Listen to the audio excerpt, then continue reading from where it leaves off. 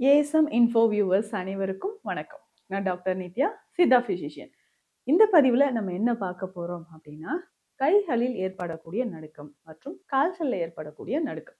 இந்த கை கால்களில் ஏங்க நடுக்கம் வருது?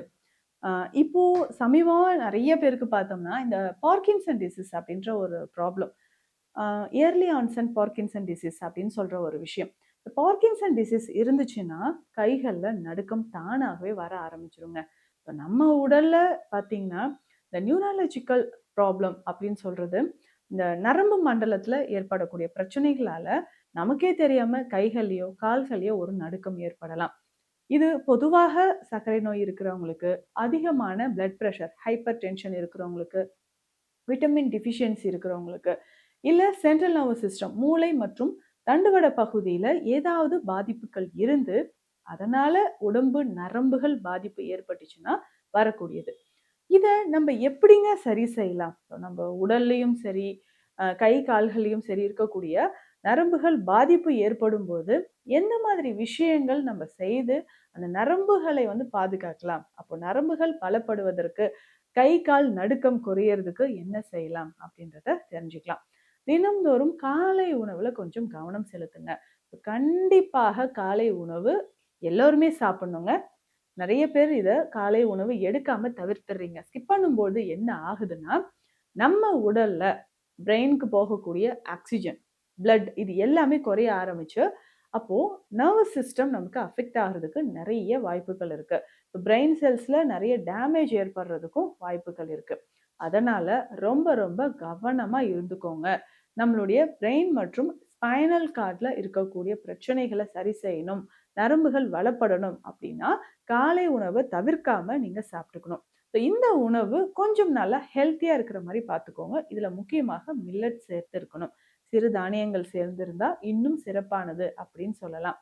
இதுல குதிரைவாலி, மணிச்சம்பா, பனிவரகு இந்த மாதிரி சிறுதானியங்கள் ரொம்ப ரொம்ப சிறந்ததாக இருக்கும். அதே மாதிரி பார்த்தீங்கன்னா, நிறைய பேர் இந்த புரோட்டீன் ஹெல்த் மிக்ஸ்லாம் ட்ரை பண்ணுவீங்க. அது வீட்லயே நீங்க ரெடி பண்ணிக்கோங்க.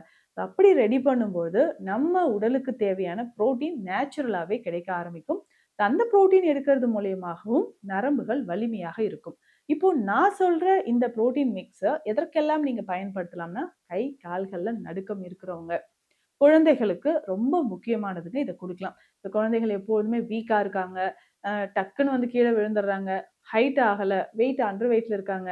அப்படின்னா, நீங்க ஏதாவது ஒரு புரோட்டீன் மிக்ஸ் நம்ம குடுக்கலாமான்னு சர்ச் பண்ணிட்டு இருந்தீங்கன்னா, தயவு செய்து இத நீங்க ரெடி பண்ணி உங்க குழந்தைகளுக்கு குடுக்கலாம். அடல்ட்ஸ்க்கும் இத எடுத்துக்கலாம். வயதானவர்களுக்கும் நம்ம குடுக்கலாம். ஏன்னா, கொஞ்சம் கொஞ்சமா ஞாபகத்திறன் குறைவோ, இல்ல கைகள்ல நடுக்கமோ இருக்கு அப்படின்றவங்களுக்கு குடுக்கலாங்க.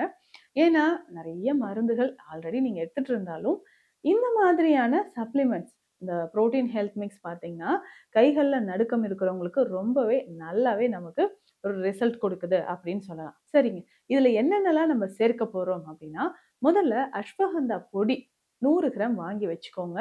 வாங்கி அத சலிச்சு தனியா எடுத்து வச்சுக்கோங்க. இது நம்ம இந்த ஹெல்த் மிக்ஸ்ல சேர்க்க போறோம். அஸ்வகந்தா பொடி மட்டும் வாங்கி வச்சுக்கோங்க.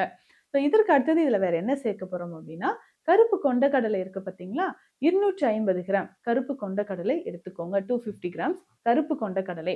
100 கிராம் அளவுக்கு நம்ம வேர்க்கடலை தேவைப்படுது. இது 2மே ரிச் புரோட்டீன் இருக்கிறதுங்க. இத நம்ம சேர்த்துக்கலாம். அதே மாதிரி 50 கிராம் அளவுக்கு கசகசா இதுல நம்ம சேர்க்க போறோம். கசகசா என்ன பண்றீங்கன்னா, வாங்கிட்டு லேசா லேசா கொஞ்சமா நெய் விட்டு வறுத்து இதனோட சேர்த்து எடுத்து வச்சுக்கோங்க. அதுக்கப்புறம் 250 கிராம் பச்சை பயிறு நமக்கு தேவைப்படுது. அதே மாதிரி ஒரு 100 கிராம் அளவுக்கு கொள்ளு இதனோட சேர்த்துக்கோங்க.